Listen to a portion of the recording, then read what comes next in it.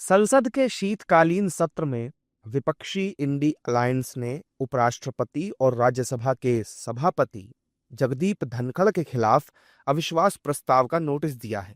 कांग्रेस समेत दूसरी विपक्षी पार्टियों का आरोप है कि सभापति जगदीप धनखड़ पक्षपातपूर्ण तरीके से सदन की कार्यवाही संचालित करते हैं। इस प्रस्ताव के नोटिस पर विपक्षी इंडी अलायंस की तमाम पार्टियों के 60 से भी ज्यादा सांसदों के हस्ताक्षर हैं। भारतीय लोकतंत्र के इतिहास में यह पहली बार है जब राज्यसभा के सभापति के खिलाफ अविश्वास प्रस्ताव लाया गया है। इस मुद्दे पर सियासत भी खूब हो रही है, लेकिन उससे इतर हम आपको ये बताने जा रहे हैं कि अविश्वास प्रस्ताव क्या होता है, संविधान के मुताबिक इसे सदन में लाने की प्रक्रिया क्या है और कैसे इसके जरिए उपराष्ट्रपति को हटाया जा सकता है। क्या होता है अविश्वास प्रस्ताव? हमारे देश में राष्ट्रपति के बाद उपराष्ट्रपति दूसरा सबसे बड़ा संवैधानिक पद होता है। संविधान के अनुच्छेद 64 के मुताबिक उपराष्ट्रपति राज्यसभा के पदेन अध्यक्ष होते हैं। 5 साल का कार्यकाल पूरा होने से पहले उपराष्ट्रपति केवल 2 ही स्थितियों में अपने पद से हट सकते हैं, या तो वो खुद इस्तीफा दे दें या फिर सदन से एक प्रस्ताव पारित कराकर उन्हें पद से हटा दिया जाए। इसी प्रस्ताव को अविश्वास प्रस्ताव कहा जाता है, जिसका मतलब है कि सभापति सदन का विश्वास खो चुके हैं। क्या है अविश्वास प्रस्ताव लाने की प्रक्रिया?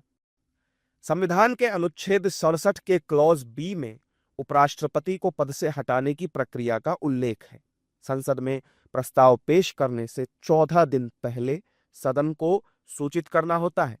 उपराष्ट्रपति को हटाने का प्रस्ताव पेश करने के लिए कम से कम 50 सांसदों के हस्ताक्षर की जरूरत होती है। वहीं अभी मौजूदा स्थिति में 60 विपक्षी सांसदों ने नोटिस पर हस्ताक्षर किए हैं। क्या मौजूदा स्थिति में उपराष्ट्रपति जगदीप धनखड़ को हटाया जा सकता है? उपराष्ट्रपति के खिलाफ अविश्वास प्रस्ताव को राज्यसभा से पारित करवाना होता है। साथ ही लोकसभा की सहमति होनी भी जरूरी होती है। विपक्ष के पास राज्यसभा में इसे पास कराने के लिए जरूरी संख्या बल नहीं है। उनके पास 250 में से केवल 103 सीटें हैं, लिहाजा उनके लिए जरूरी बहुमत हासिल कर पाना बेहद मुश्किल है। प्रस्ताव को निचले सदन यानी कि लोकसभा से भी बहुमत से पारित कराना होता है। चूंकि विपक्ष के पास दोनों ही सदनों में बहुमत नहीं है, इसलिए उपराष्ट्रपति जगदीप धनखड़ को हटाया जाना नामुमकिन है। इस मामले पर सियासत भी गरमाई हुई है। बीजेपी ने कांग्रेस पर प्रस्ताव को लेकर करारा हमला बोलते हुए इसे जाट समुदाय का अपमान करार दिया।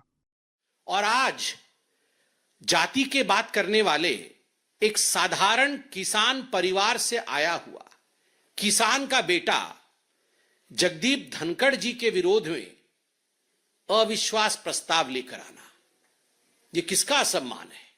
यह किसान पुत्र का असम्मान है। A man who comes from a humble background, उसका असम्मान है।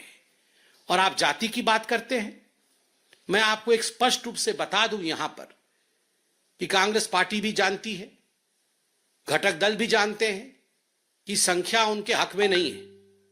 This notice is going to fall, यह नोटिस गिर जाएगा, कुछ होगा नहीं। मगर केवल जाट समुदाय का किस प्रकार से असम्मान करना है, इस भाव के साथ पहली बार राज्यसभा के पटल पर कोई पार्टी राज्यसभा के सभापति के खिलाफ इस प्रकार की नोटिस लाने की हिमाकत कर रही है।